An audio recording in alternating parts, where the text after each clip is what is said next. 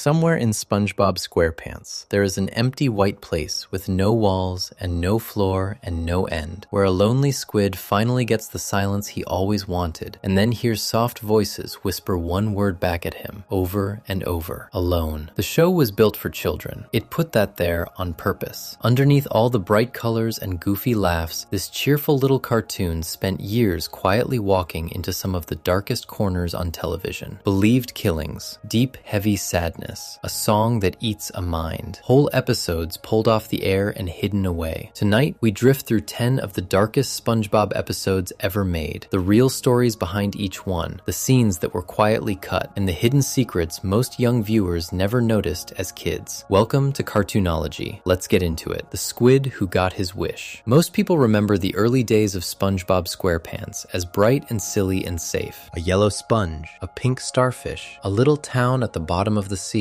where nothing truly bad ever sticks for long. For the most part, that picture holds up. The show was warm. It wanted kids to laugh. And then, on the very last night of 1999, while the rest of the world was busy counting down to a brand new century, the show quietly aired one of the strangest things it would ever make. The episode is called SB129. It sits at number 14 in the first season, and it came packaged with a short cartoon about karate. The name on its own is the first small secret buried in it. SB129 was never supposed to be a real title. It was the code the studio used behind the scenes to keep track of which cartoon was which while they were still drawing them. Somebody on the crew looked at this odd little episode about a squid lost in time and empty space, decided the cold filing number suited it, and simply left it there. A cartoon that ended up being about being forgotten was named after a number nobody was meant to see. The squid at the center of it is Squidward. Anyone who has watched even a handful of episodes knows the shape of him. He plays the clarinet badly. He paints pictures only he seems to love. He lives squeezed between two neighbors who never ever leave him alone, and he spends most of his life wishing they would. He wants peace. He wants quiet. He wants a single Sunday morning where the sponge next door does not blast a foghorn through his window before the sun is fully up. This episode takes that simple wish, the one he repeats in a dozen other cartoons, and decides to grant it completely. That turns out to be the scariest thing the show could possibly do to him. It starts the way so many of his bad days start. SpongeBob and Patrick come knocking, bouncing with energy, ready to drag him out jellyfishing. Squidward has no interest. He tries to get rid of them. When that does not work, he tells them to stay put, slips out the back, and runs to the Krusty Krab to hide where they cannot reach him. He climbs into the big walk-in freezer in the kitchen and pulls the door shut, thinking he has finally bought himself a few hours of silence. The handle jams. The door will not open from the inside. Squidward is now sealed in a freezing metal box, alone, in a restaurant that is closed. For a moment, he stays calm. He tells himself that someone will come along and find him soon enough. Somebody always shows up. The kitchen will open, a worker will arrive, the door will swing wide. That belief is the last comfortable thought he gets to have, because nobody comes. Not that day, not that week. The screen fades. A little note appears telling the audience that time is passing, and when the picture returns, 2,000 years have gone by. 2,000. The freezer door finally falls away on its own, rusted and ancient, and a frozen block of squid tips out onto the floor of a world that has completely moved on without him. The thing that thaws him out is not a friend. It is a robot. SpongeBob has been gone for centuries, but his shape lives on in a shiny mechanical descendant called Spongetron, who comes with a small army of identical copies. The future is clean and bright and humming, and it is full of things that look almost like the life Squidward knew, except none of them are the real thing. The people he was hiding from are dust. The town he grumbled about is gone. He got the empty morning he always wanted, stretched out across 20 centuries, and the very first thing he does with his freedom is try to get back home. Spongetron points him toward a time machine, and here the episode begins to twist. Squidward climbs in, meaning to return to his own time, his own street, his own annoying neighbors. The machine has a simple lever that sends him to the past or the future. He fumbles it. Instead of landing back where he belongs, he overshoots in the wrong direction and tumbles out into a world even older than his own, a foggy, rocky place from the deep past, long before Bikini Bottom existed, and waiting for him there are two creatures he recognizes and does not recognize at the same time. They are the ancient ancestors of SpongeBob and Patrick, Stone Age versions, grunting and drooling, more animal than friend, hammering at jellyfish with rocks for no reason anyway anyone could explain. Squidward, ever the snob, cannot help himself. He decides to teach these cavemen how to do it properly. He shows them the gentle art of catching jellyfish with a net, the very hobby he spent the whole morning trying to avoid. They watch, they learn. For one short beat, they look almost grateful. Then, Squidward pulls out his clarinet and plays, the way he always does, and the sound drives the two primitive creatures into a wild, snarling rage. They chase him across the rocks with murder in their eyes, and he sprints back to the time machine to save his life. He dives in, grabs the lever, and in his panic, he yanks too hard and snaps it clean off. The control that decides where and when he goes is now broken in his hand. The machine shakes, the world outside smears into colors, and Squidward gets thrown somewhere the show had never gone before and would only rarely return to. He lands in a place the episode simply calls nowhere. Nowhere is hard to describe because it is built to feel like nothing. At first glance, it is an endless flat white space with no walls, no ground, no sky, no edges anywhere a person could walk to.